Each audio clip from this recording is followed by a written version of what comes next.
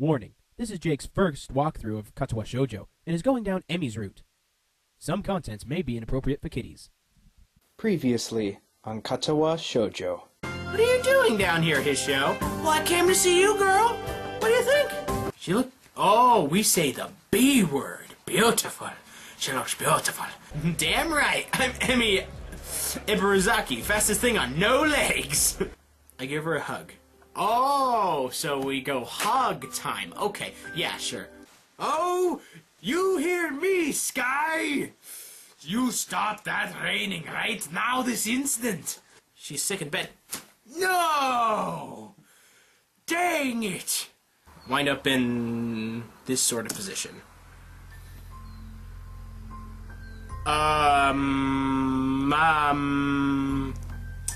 Hi! About this track captain guy.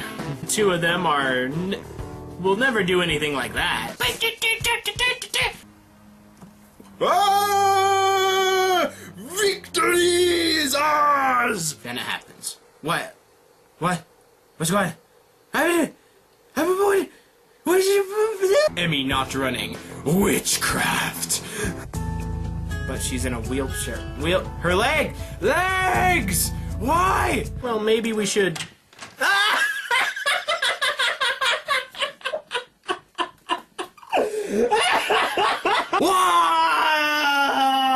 Ah, my virgin eyes again! Ah! Nobody can. Nobody will. What happened? Hey, maybe this really is kind of a big deal after all. Oh, you don't say! Oh, good. Now I feel twice as nervous. Though I tell the truth, I'm pretty happy to hear that I'm the first one. Maybe we've got something special after all. And our story continues. Hey, everybody out there in YouTube land, Jake, the OneManBand is back again. We took way too much time away from this one, Katawa Shoujo, so let's get right back into it, shall we? Emi's sudden change in topic makes me realize, blatantly, that she's been fidgeting the whole time her mother and I have been talking.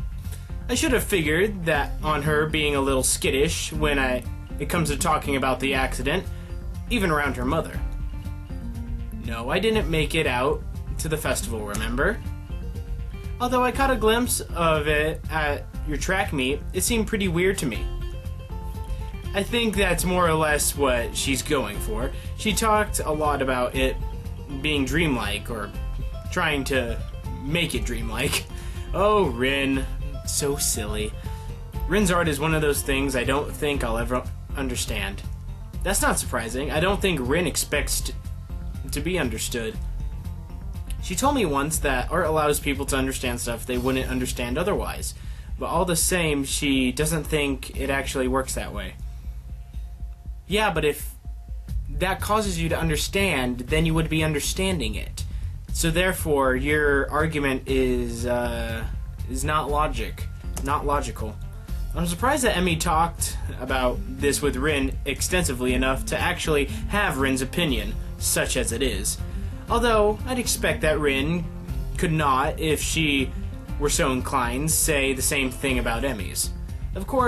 Unless, of course, Emi is proposing keeping me in the dark about everything, which is likely, but unpleasant to think about. Yeah, that's right, she doesn't talk to us. I almost forgot. I drift down this unpleasant train of thought for a while, losing track of the conversation. Hey, Emi, I've been meaning to ask. Huh? Are you going to visit your father this year? Oh, so they're separated? Oh no, the music's going away. From the way she says it, you'd think Emi's mother was talking about the weather, but the way Emi reacts, it's clearly not the weather they're talking about. She flinches, a slight jerk of her head backwards as if she's been slapped in the face. Can we talk about this later? Oh man, she's got watery eyes. She's got watery eyes. Her voice sounds brittle, strained. It looks as if she's been severely shaken by the question. It seems that Mrs. Ibaruzaki misjudged how close Emi and I are. Some things, it seems, are best not conversed about that around me. Her father is one of those things. The accident that took her legs is probably another one of those things. If her reaction to the earlier conversation between her mother and myself is any indignation, it doesn't take Emmy's mom long to realize she screwed up. Of course we can, dear. I'm sorry to bring it up. I just wanted to ask if I could make plans. It's fine. Don't worry about it. No. We should worry about it. We should get to know, stuff. Emmy fidgets nervously, as if embarrassed by her own reaction. I confess that her reaction is comforting. Yeah, you do have some emotion, although it's not for me, obviously. She only just mentioned her father to me earlier today, less than a few hours ago, even. Why does a simple question about when she'll visit her father cause such a strong reaction? Well, maybe it was something bad, Unless whatever serenity she claimed to have reached by means of our talk the previous evening has suddenly evaporated. Or it didn't help as much as she thought or claimed. I'll be right back. Gotta go visit the little girl's room. Yeah, sure you are. Emmy gets up suddenly and leaves the table, leaving me and Mrs. Erbazaki alone. Well, so we're gonna have that awkward conversation. I'm a little conflicted. Should I go after her, or should I stay here? She's going to the bathroom! Boy! No!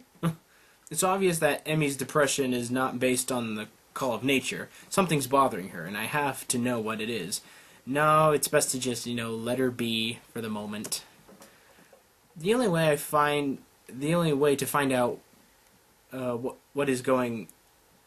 The only way to find out is to go to the source. And the source is certainly pretending that she has to use the toilet.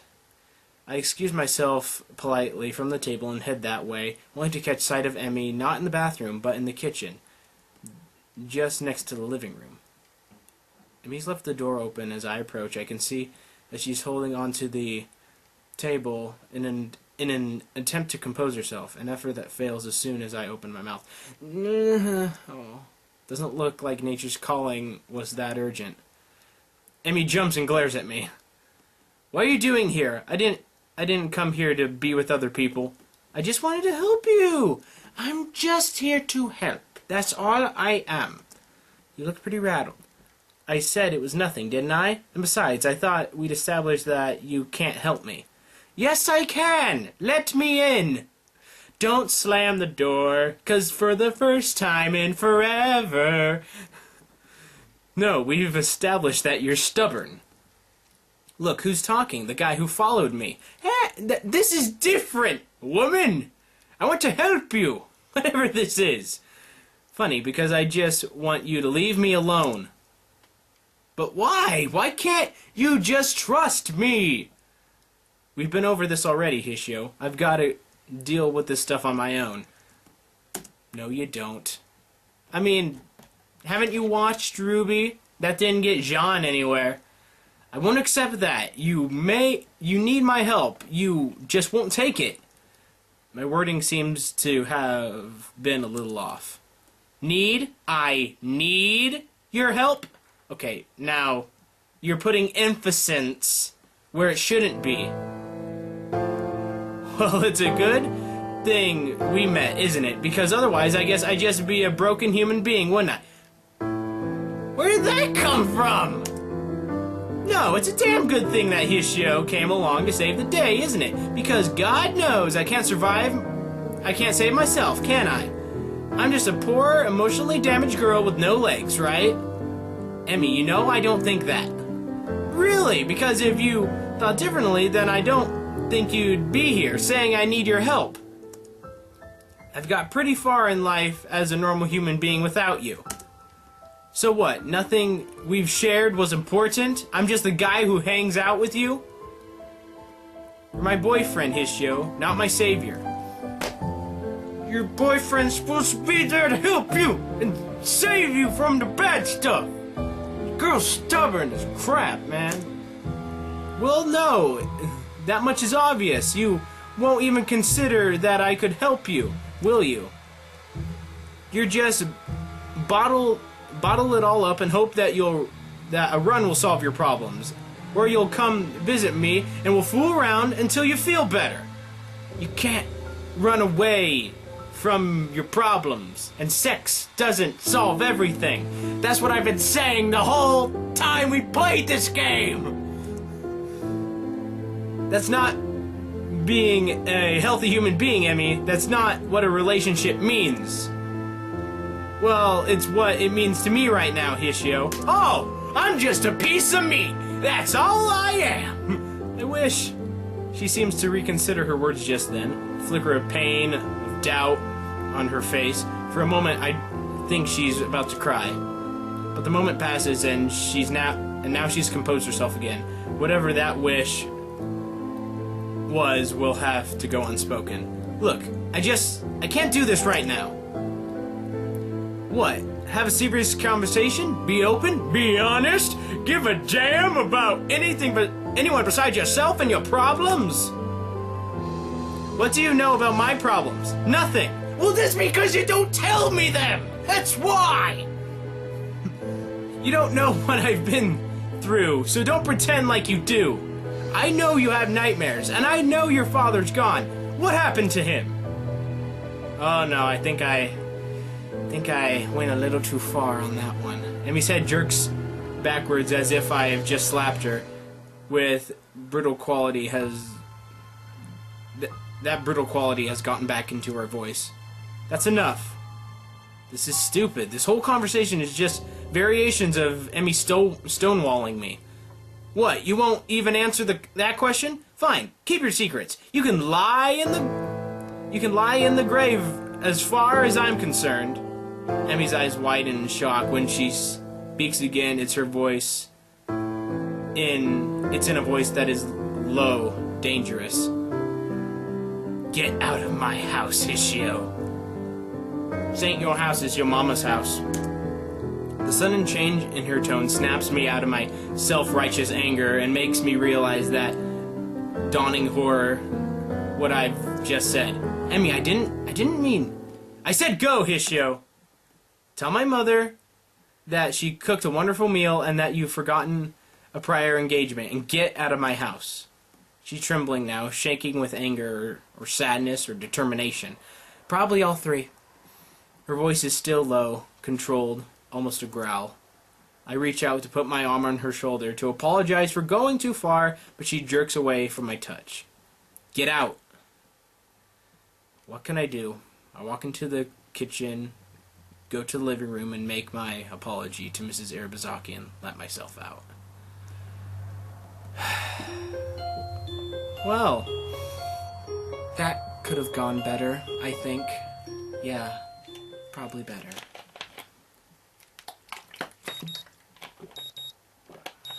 I don't care anymore! The morning alarm sounds as I roll over, switching it off. My eyes open barely to stare at the ceiling. What am I gonna do? Do I get out of bed, go down to the track, and pretend that nothing happened? No, because something did happen. Will Emmy even show up after last evening's events? I doubt it. Even supposing that she did, what would I do then? Get over this fight just to dance the same routine the next time something's bothering her? I don't think it's worth it, no. I know that I spoke hastily last evening, especially trying to use her father as leverage, but was anything I really said off the mark? She won't let me in, ever, and she'll be forced to suffer alone. Nothing I do, nothing I say is going to change that. She won't change, and she's already decided to keep me at arm's length. Can I really bring myself to go down there and see her, knowing that I'm never going to get past where I am now?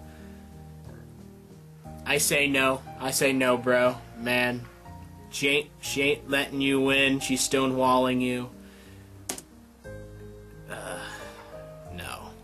No. I decide I really can't, not today. I roll over and go back to sleep. She probably won't be there anyway. A similar mental conversation repeats itself when it comes time to go to lunch, and I eat in the cafeteria alone. I don't want to see her. The very thought makes me feel ill. That night, I go for a run. I'm solo for the first time since Emmy got sick after that track meet. Skipped seeing the nurse just in case he'd ask about Emmy. Oh, well, we're in this period. We're in the blue period now. I don't want to talk about her either. The next day, I do the same thing. Alarm off, stay in bed, eat alone, run alone. To fill the time that I would usually be spending with Emmy, I start reading more. It works surprisingly well until I find myself ducking into the restroom because I see her walking down the hallway in between classes. No, man, it's your hallway too. Man, you should walk down that hallway with pride in your chest. If she noticed me, she didn't show it, even though I don't suppose she ever shows anything. Certainly not to the girls in her class I see talking cheerfully with her. Or to her fellow track members. Especially not me. Alarm off, stay in bed, same routine. Matao and I have a lengthy talk about the possibility of string theory is plausible. And I don't buy it myself. String theory, string.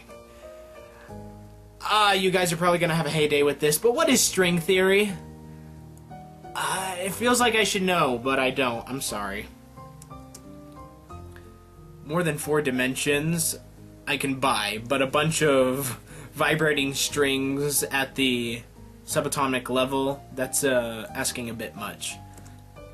Looks like I'm not the only one who thinks this way too. Apparently it's not really as strong a theory as it once was. Matao says that just because nobody has found the right way of looking at it at the data yet. Well, maybe that's how we should take a look at this thing. We just need to look at it from another perspective. We gotta go see Rin. Eat alone. The rooftop is deserted today. I briefly wonder where Emmy and Rin are, but shrug off the question.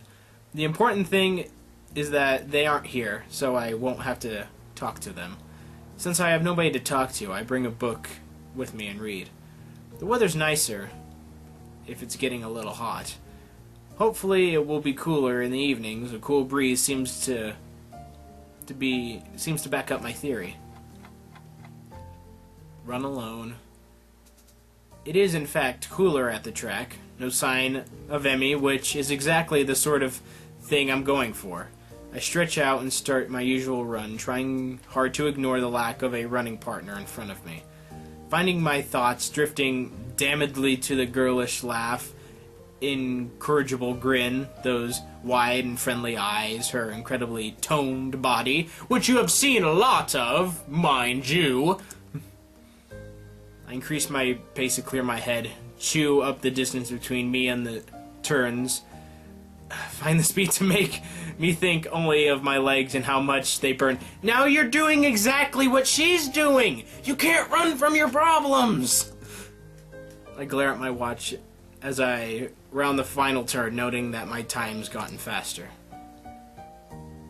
My heart seems a little squirrely tonight, so I give myself a few extra cooldown laps just to be safe. No reason to bring this to the nurse's attention. I'll be fine. A rather Emmy-ish thought to have, I'll admit.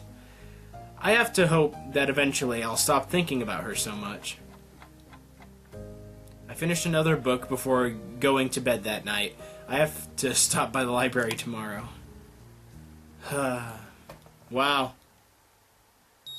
This is depressing. I'm sorry. This is depressing. Man, you gotta fix this. I don't know how, but we're gonna have to fix this. I don't know why I keep the early alarm on anymore, but it wakes me up the next morning just the same. I still turn it off and go back to sleep. Hey, it's Misha! How great to see you again. That afternoon, as I get ready to head to the cafeteria, another solo lunch, I've got a new book about a couple of con men in ancient Persia that I'm pretty excited about reading. I'm suddenly cornered by Misha and... I guess it's just Misha. Where'd... Shizune, I don't know. Off to eating alone again, Hichan. I've noticed, we Oh, we've noticed. Sichan and I noticed that you've been spending more time alone. She wanted me to find out why, so I told her I'd ask you. I'm surprised she didn't ask me herself. She would have, but she wanted to get a head start on some paperwork. There's a lot of it since we're coming up to the end of the term, you know. Why the sudden interest in my well-being, anyway? Sichan said it's the duty of the student council to keep track of the emotional health of its students, to allow a constant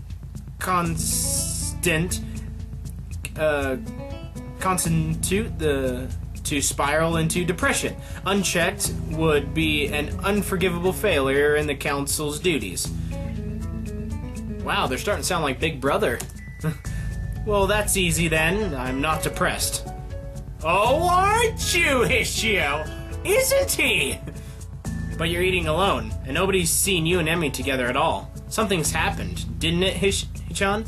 Misha's voice takes on a sudden, slightly sterner tone, though somehow she keeps the familiar lit at the end of her sentences.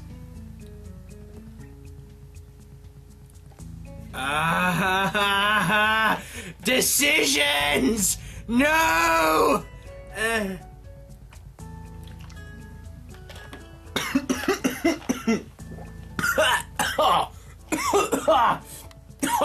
I'm choking a little bit. Okay, I'm sorry. I almost died there, but we have to accept that we're in denial. I mean, we gotta. I mean, it's good to talk about these things. Well, I suppose someone else knowing about my problem can't hurt. Heck, maybe Misha can even offer some advice. See, it's what I'm saying. Okay. Coughing fit is gone. We had a fight at her house. I kept trying to get close to her, and she wouldn't let me get close, and I said something stupid, and she threw me out. Almost literally. Have you talked to her since then? Misha looks genuinely concerned. I'm surprised, as I'd almost expected her to drop the subject after finding out what the trouble was. Even more surprising is how quickly I find myself spilling my guts to her. Well, it's because you've been bottling it up inside. Once you start talking, it feels good. See, we need to tell this to Emmy. No, I haven't. I just can't bring myself to face her after that. I made a complete fool of myself, and she probably hates me now anyway, especially since I haven't seen her since then. You're pretty slow, Hichan. Yeah, we all know that. This doesn't sound like advice. Huh? Misha places her hands on her hips and launches into a speech that would sound more possible coming from Shizune. The solution to your problem is simple. You have to go and apologize to her. Leaving things like they are will just make things worse. You can't know that she hates you, and now unless she tells you. Otherwise, there's no evidence that what you fear is true. And if you really care about her, shouldn't you be worried that on how she's taking this all? Wow. Yeah, exactly. That's exactly what we need to do. With Sunstar, I realized that she's right. I kept waking up to an early alarm, because part of me wanted to meet Emmy at the track for our runs. I've kept running because I thought that Emmy would worry about me if I didn't stay healthy. When I went to the roof yesterday, I was half hoping that she would be up there, and felt disappointed when she wasn't. I'm an idiot. Yes! Yes, you are! He's accepted it! Yay! Kinda, Hichan. So, go and apologize to her as soon as you can, okay? Run! Don't walk! I open my mouth to say that I'll do it right away, but the lunch bell rings and I realize that I still have afternoon classes to attend. Screw the classes! First thing after class is over. First thing after classes!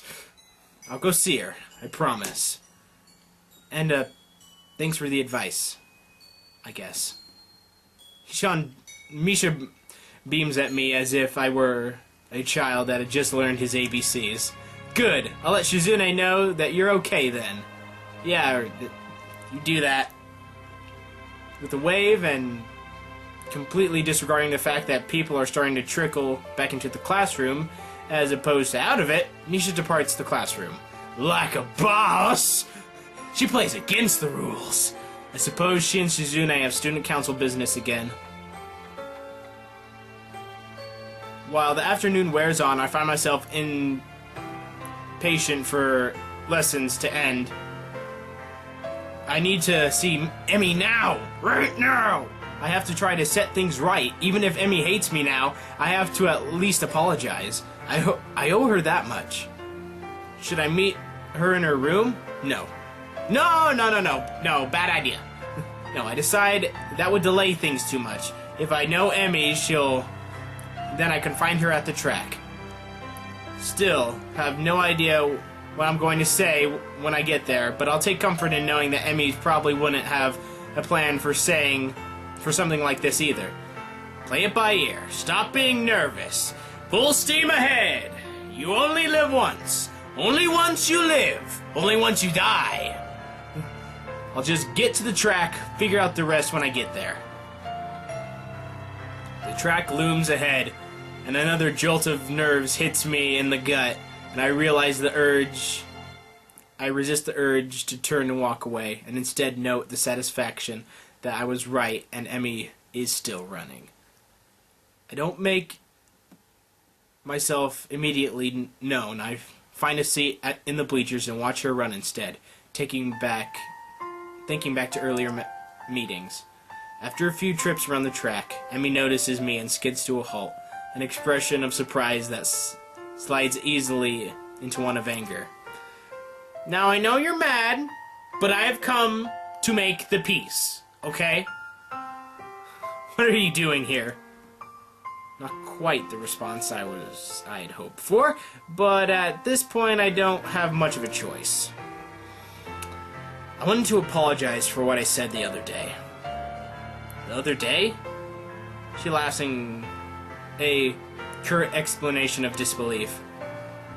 It's been almost a week, Hishio. Yeah, well, better late than never, right? She crosses her arms and stares at me coolly, as if sizing me up. Finally, she nods. I suppose you're right. Water under the bridge, then. I forgive you. Yay! Now that that's out of the way, now we have to fix your problems. Is that all? Her almost impatient question catches me off guard, and she's already halfway down the track before I think to shout after her. No, wait! That's not all! Not all! She doesn't seem to have heard me, or she doesn't want to hear me, and so I give chase, disregarding completely the fact that I'm not dressed for it. Man, you always dressed to run. I mean, clothes? That's all you need. My feet hurt, my shirt collar feels like a noose around my neck. Well, loosen the tie, you idiot! But I still chase her after her because if I don't, I'll lose my chance. Emmy hasn't started to really accelerate yet, which is probably the only reason why I'm able to catch up to her, to reach out and tap her on the shoulder just before my legs give up running in dress shoes and stumble to a stop. Surprisingly, fortunately, all the running seems to have paid off. I'm short of breath, yes, but at least my heart isn't actively trying to force its way out of my ribcage. My touch on her shoulder has stopped Emmy, and while there's a flash of concern when she sees me catching my breath, it seems that she has a good idea of what I'm capable to do. And the concern is short-lived. What? Look, we gotta talk about your problems. As soon as she seems so irritated by my being still there that I almost lose my nerve, but I've lost my nerve enough. I need to explain myself.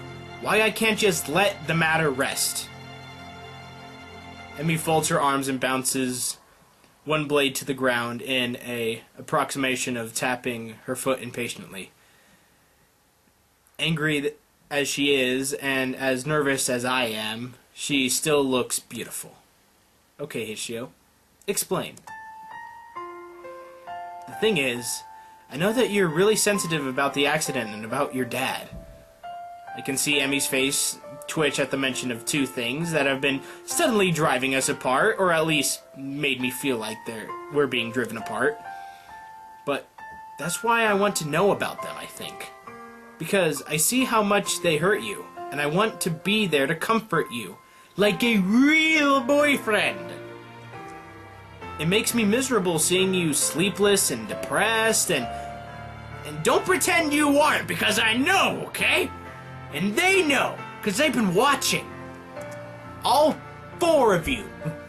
I just remember that night when you fell asleep with me and had that nightmare.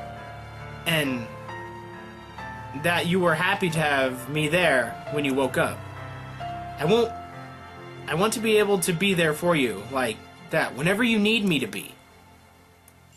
The stern face cracks slightly. Emmy interrupts before I can continue further. Just stop. Right there. We can't see each other anymore, okay? No! No! No! No! I see now. No, I ain't gonna let this slide. No, siree, Bobby. She's rushing now, looking everywhere but at me. I'm surprised she doesn't bolt. She knows I can't catch her. We're not right for one another. No, that's not true. You know that. No, it's true. You're too. I know that I've been pushy about knowing your past. If you can't tell me yet, then at least let me be there, even if I don't know the reason.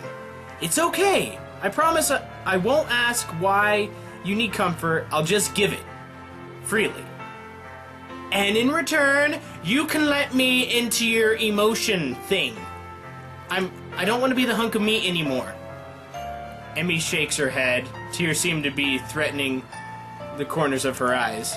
Stop saying that. No, I will keep saying it, my dear. Why? Because you're afraid you'll take me up on it? I'm not afraid. I think you are. I think you're afraid of stuff. I can't keep the chiding tone in her voice as I respond. Yes, you are. You told me so yourself, remember? It's okay. It's okay to be afraid. That's why you have friends. Friendship is magic! However, it seems to me that someone who'd managed to come up with that wreck and still be as energetic and cheerful as you are would be determined enough to face that fear. Determination? What do you know about determination? Girl, I've been running every single day when I don't want to. Determination to stay with you. I know that there's a girl so determined to take care of a total stranger that she'd steal his food at the festival. I know that there's a girl so determined to help me with my problems that she'd draw up a complete dietary and exercise plan, and that she'd not only draw up the plans, but she'd follow them with me, even if when she couldn't run. Determined enough to keep me at arm's length, that she'd put herself through emotional pain if she thought it was the right thing to do. Although, there's one thing that this determined girl didn't quite plan for, which was that I might find the same kind of determination to keep her from being hurt. We are determined together. We are destined together. I fell in love with you, and I refuse to let that be thrown away because you're afraid of losing me. With what little control Emmy still has at that point cracks, and I find myself suddenly enveloped in her embrace as she cries. Why are you doing this? Why can't you leave me alone? Because I'm a stinker. That's why. I hold her close and plant a kiss on the top of her head. Not on the lips. Top of the head, which means it's more endearing. I'm sorry, Emmy. You helped me when I first arrived, so now I have to help you. It's only fair. You're utterly helpless, do you know that? She hiccups and trembles a little. Funny. I could say the same about you. Can't you do something for me, Hishio? Can you do something for me, Hishio? Yeah, anything. What is it? Except being a hunk of meat. Can you go now? Maybe? I feel like she's just shoved a knife through my chest. Go? I need to think, okay? I can't just tell you everything yet. I'm still scared, and when you're around, I can't think clearly. But do me another favor. What's that? Show up for a morning run tomorrow. I think we can do that. I smile, feeling better than I have all week. Of course, I wouldn't miss it for the world. Emmy steps back slowly, almost reluctantly. She sniffles a little and then grins at me. A real smile that lightens up the track, overpowering the fading evening light. See you tomorrow, Hishio. Okay. She darts forward suddenly, planting a soft kiss on my lips, and then steps back shyly. Spinning on her back foot, she takes off running again, and I know that our conversation's at an end. My lips tingle with the warmth of our brief kiss, and the memories of other, longer kisses. And sex. I walk back to my room with a spring in my step. Tomorrow, my alarm will go off, I'll get up. And I won't go back to sleep.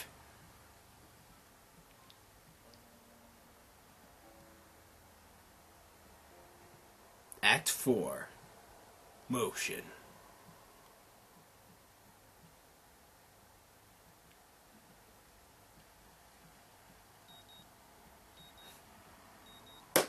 Okay, guys, I'm gonna have to end this episode here. Big episode this was. We went up, we went down, we went back up, and all around. We had the entire emotional roller coaster relationship ride. So, like and favor you've enjoyed, subscribe, of course. Now we are in Act 4, which means we are drawing close to the end of Emmy's route. So, I'll see you guys next time out there in YouTube land. I'll see you then. Yeah. Bullseye.